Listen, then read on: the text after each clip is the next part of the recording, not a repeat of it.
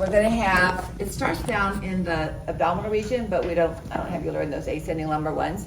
And as it comes up the left side, receiving the posterior intercostals, you can see it crossing over here behind the heart to empty into the esophagus. There's an accessory hemiesophagus that goes up, but we're not going to worry about that, okay? So here I'll draw it in dotted lines on the board so you can see it.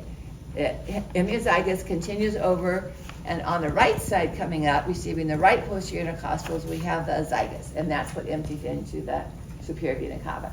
So on the heart models, do is to find the pattern of the deep veins, which is the same as our arterial, and we're not going to worry about the digital veins here, but in the arterial we have brachial artery dividing to form the lateral radial and the medial ulnar in anatomical position. So we have those same veins. We have the ulnar vein and the radial vein coming together to form the brachial vein. And then it becomes the axillary vein, and then it becomes the subclavian vein. And then that receives the internal jugular to form brachiocephalic. So those are the major ones that we find traveling with the arteries. And then as I'll draw on the board, this one has the Y pattern. Let me turn it around so you can see the front and then the back. So we have coming from the back of the hand, the dorsal venous arch, and coming up the lateral aspect on the thumb, we have the cephalic vein. So that's going to be the most lateral. And it's going to drain into the axillary just before it becomes subclavian. Then on the medial aspect, we have the brachial on the little finger side, and it's going to drain into the axillary just after brachial ends and becomes axillary. So between those two, you know it's definitely going to be the axillary vein. Okay. Then in the midline, we have the median antebrachial for forearm, median antebrachial, and then here we have the Y pattern.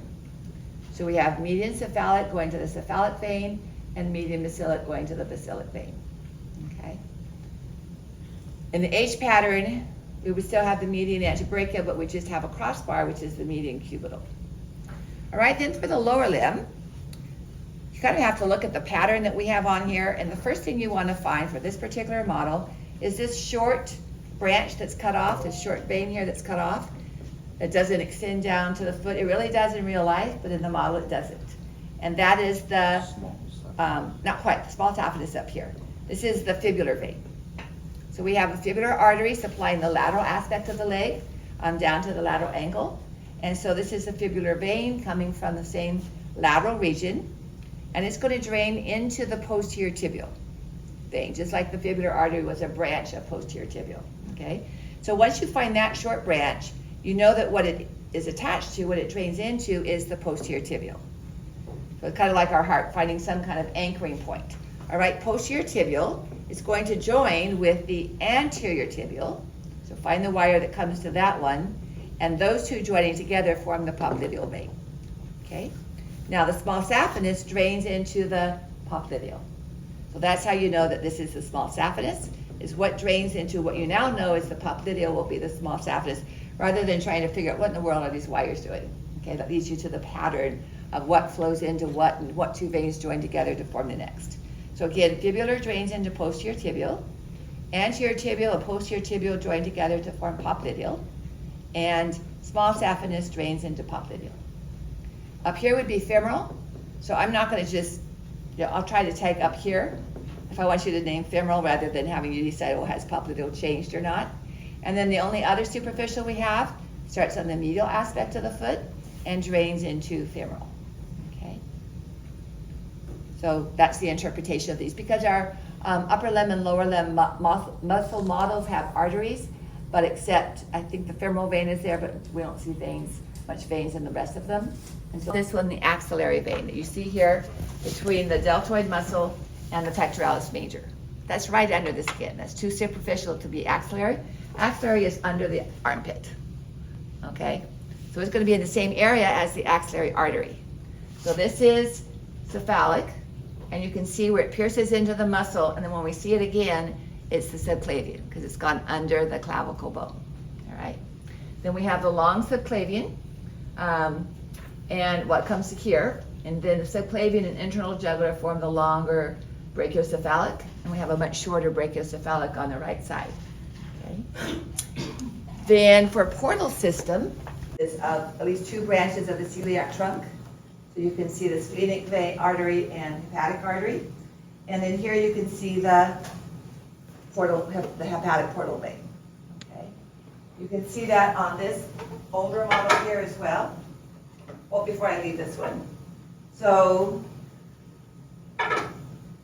the portal vein, if we look on the posterior aspect of this muscle, is formed by the union of the superior mesenteric vein coming from the small intestine and the splenic vein coming from the spleen. Inferior mesenteric is going to come drain up into the splenic vein. Yeah, splenic vein joining with superior mesenteric. Here is the superior mesenteric artery right beside it. Okay, and then with the splenic vein forms the hepatic portal vein. As I mentioned in video, this is the only time that we have artery and arterial and venous blood flowing in the same direction. Normally we have arterial blood flowing into an organ and venous blood flowing out. But here we have the portal venous blood, which has come from the intestines, is rich in amino acids and simple sugars. And before it goes to the rest of the body, it goes to the liver and delivers those nutrients to the liver and then goes to the heart by entering the inferior vena cava. The hepatic artery goes into the liver from the celiac trunk. It's carrying lipids, as we'll see at the end of the semester with the digestive system. It has the lipids and, of course, the oxygen. So it's taking both the vessels flow into the liver to deliver those nutrient contents. Okay? And you can also see those venous structures if you tilt this back and look under the liver. Now, we can see that in the adult liver. This is a weird model. Okay, we'll look at it again with the digestive system, but this is the way the liver fits in the abdominal cavity. Just stands sticking out at you. This would be the superior surface of the liver, and when you tilt it up like this, you can see the gallbladder. So when you look at the liver here, this would be the portal vein and the hepatic artery, but what I'm trying to show you is those fetal structures that we talked about with development. So remember, the umbilical vein comes from the umbilical cord and goes up. I showed it to some of you on the cadaver. Goes up to the liver because it's taking nutrients and oxygen to the liver. And it can go to the liver, it could go on into the inferior vena cava and onto the heart. So this band that you see right here, on the same side as the gallbladder, is the collapsed umbilical vein coming from the umbilical cord, coming from the belly button. And so this collapsed umbilical vein is going to be the ligamentum teres, which is Latin word for the round ligament that we use that term in the reproductive uterine ligaments. So ligamentum teres, you can see it's going into the liver, all right?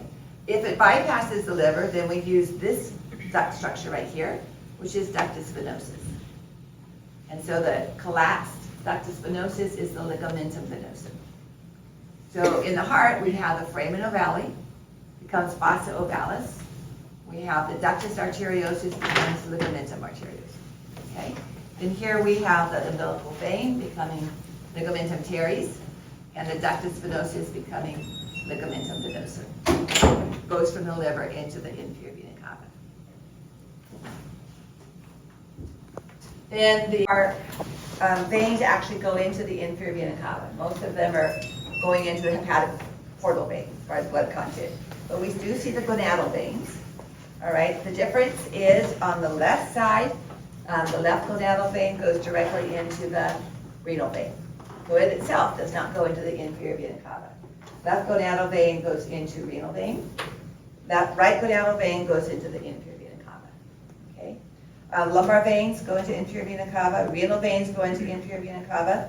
And we just talk about adrenal veins. We don't talk about superior, middle, or inferior. Just adrenal veins, because there's a great variety of how they're associated. All righty, and we don't have. I don't know if I can bring over one of our lower limb models where you can see the obturator vessels going through the obturator foramen, but the middle rectal, our internal.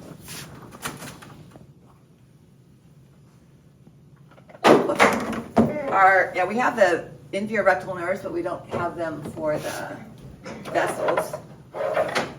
So